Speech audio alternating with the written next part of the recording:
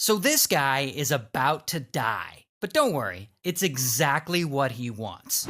So the guy's name is Darwin, and he's a landlord. And he and his wife, they own a bunch of rental properties in England. And they're trying to make some money. But unfortunately, things aren't going so well for them. Because Darwin and his wife, this woman, Anne, Darwin and Anne end up in a crippling amount of debt. Now, at this point, Darwin could admit that his landlord business has failed and he could file for bankruptcy, but that would be way too easy. Instead, he puts his two brain cells together and he comes up with a brilliant idea. He's going to fake his own death so that he and his wife can cash out on the life insurance money. What could possibly go wrong? So Darwin goes and he pitches the idea to Anne. And Anne agrees. So they put their plan into motion. And one day, John hauls his red canoe to a nearby beach and he paddles it out into the ocean, making sure that anyone watching can see what he's doing. Then he floats a few miles south and he gets back onto shore and he pushes his canoe and his paddle back into the water, making it look like he just fell out of his canoe one night and he went missing or something. Meanwhile, Anne, she waits for him back in their car so that she can pick him up and drive him back home. And from there, Darwin moves into the empty apartment right next door to theirs, which they also own. Now, their whole plan is to have him hide out there while pretending to be missing while they wait for the insurance payments to kick in.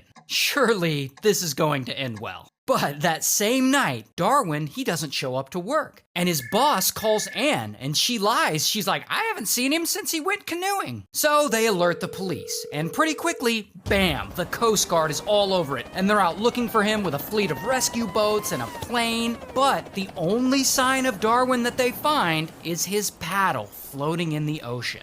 And weeks later, Darwin's canoe washes up onto shore, and it's all busted up and broken, and there's still no sign of him. So everyone just assumes he's dead, which means his plan worked. Now, because police can't find a body or any sign of one, it takes the state a whole year to officially declare Darwin dead. So this whole time, he's stuck hiding out in that small apartment next door, while Anne has to continue pretending that he's been missing this whole year. She even goes as far as to tell their adult sons that their father is missing and is probably dead. Like, oh no, your father went missing. Anyway, so eventually the state officially declares him dead. And Anne, she goes and she cashes out that sweet, sweet life insurance. So the checks start rolling in. And now Darwin and Anne can move on to the next phase of their plan. Flee the country to go live in Panama. So Darwin and Anne fly all the way from England to Panama.